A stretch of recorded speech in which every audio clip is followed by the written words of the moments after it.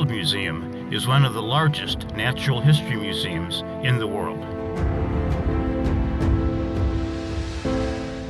In 1921, the Great Hall was completed, but empty. At the time, the collection was on display at what is now the Museum of Science and Industry. It was part of the 1894 World's Fair. The Victorians flocked to the museum, excited to see such rare artifacts. Construction on the present building began in 1915. It was no small task to move an entire museum. A railroad was built along Lake Michigan to move the thousands of specimens 6 miles to the new location.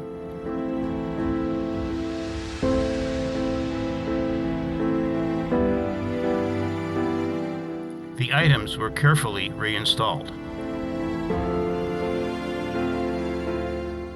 Many needed to be cleaned, and tens of thousands of smaller items categorized. The taxidermy was refreshed and all display items photographed. The museum was ready for opening day on May 2, 1921. The location looked nothing like the museum campus we see today. It sat alone in a muddy field. Guests entered by walking along wooden planks. In the years following, the Chicago shoreline went through rapid change. Soldier Field was constructed in 1922. The Shedd Aquarium broke ground in 1927. The Adler Planetarium was founded in 1930. The campus was beginning to form, with the Field Museum as its anchor.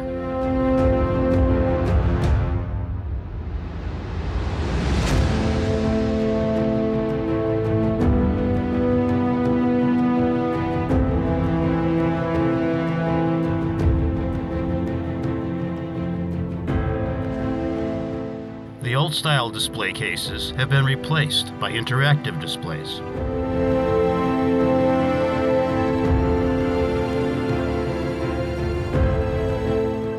Original items from 1884 are given new life.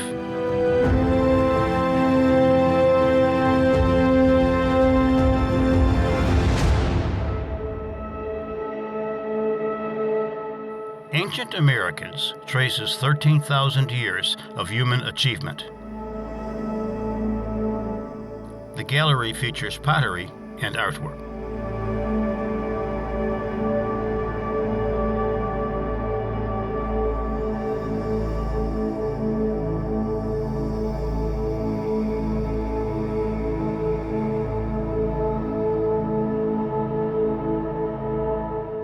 Ancient Americans were as religious as any society. Masks were used to ward off evil spirits and for healing.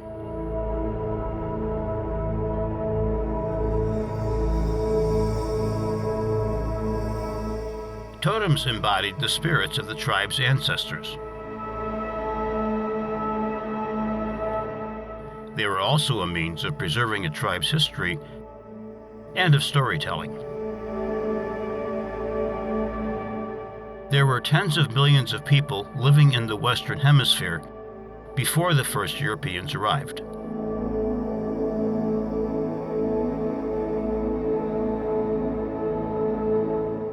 This is an Aztec sunstone. It depicts the Aztec creation myth.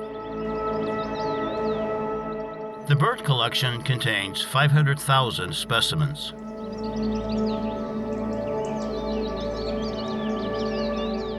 Most are stored in the research lab. Prominent examples are on display.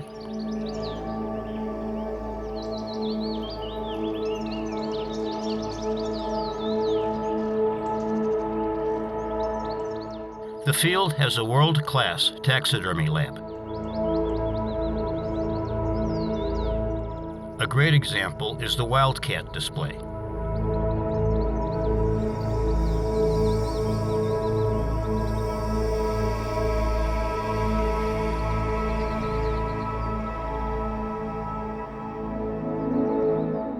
The most famous are the Lions of Tsavo. During construction of a bridge in Africa, the two lions were responsible for eating as many as 50 workers until they were hunted down and killed. The hides and skulls are on display.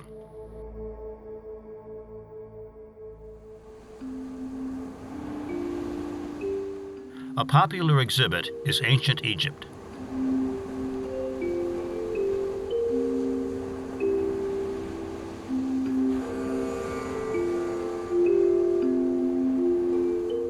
These hieroglyphs and tomb walls are authentic.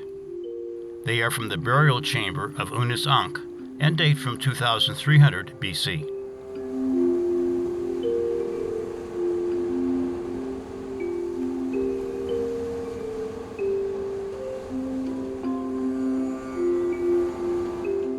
The display features 23 human and 32 animal mummies.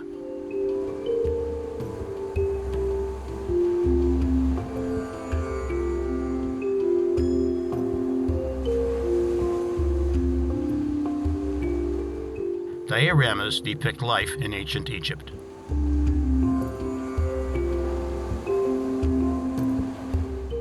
A recreation of a mummification room describes the 70-day process needed to preserve the body.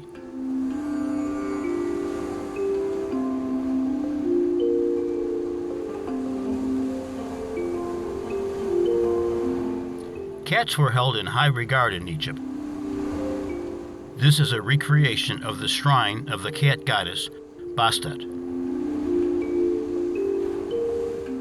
This Nile Valley scene contains live plants that were common to the area.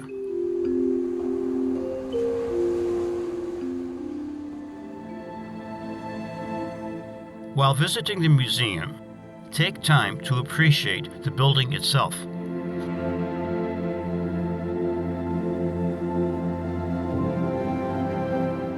It was constructed using 350,000 cubic feet of white Georgia marble. It covers 20 acres of floor space. The design incorporates elements from both Greek and Roman temples.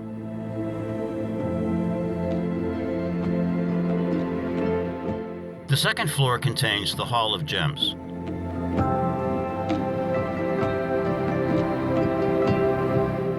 The collection originated at the Tiffany Gem Collection, showcased at the 1893 World's Fair in Chicago.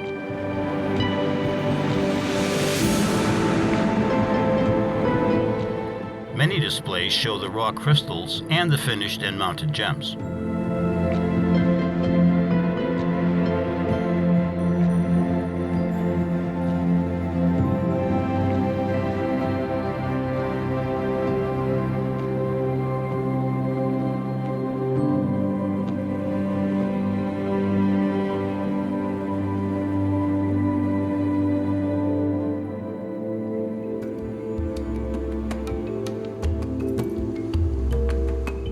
In Chinese culture, jade was seen as a sacred material.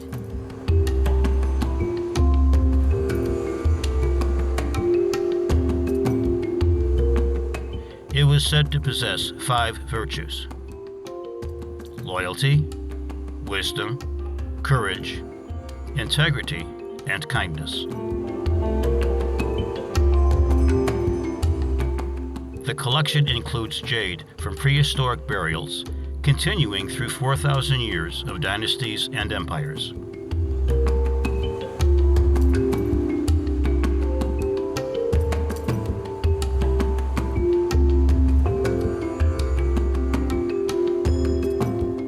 It also includes modern pieces that honor the past using new techniques.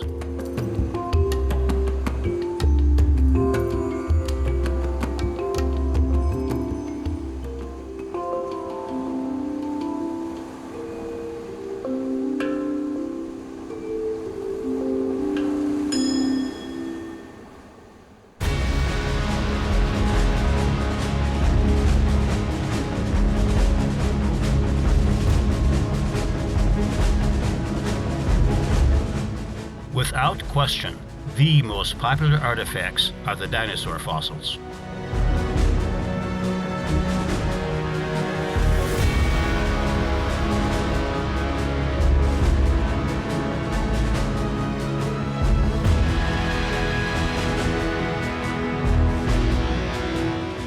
Every kid had their favorite dinosaur, and most likely it can be found at the field.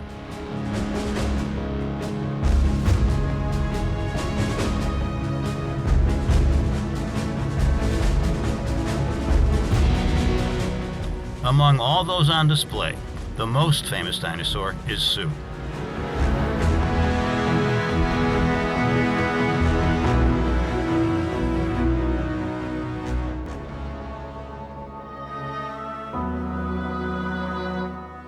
Sue is approximately 65 million years old.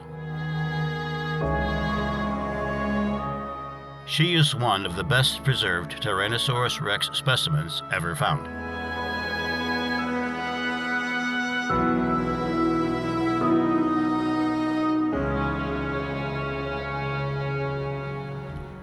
However, the largest dinosaur on display is Maximo.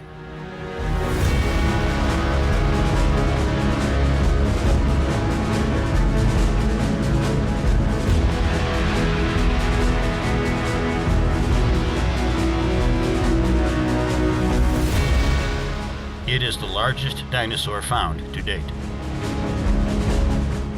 The Titanosaur measures 122 feet long and 28 feet tall. The field has many more exciting and immersive areas to explore.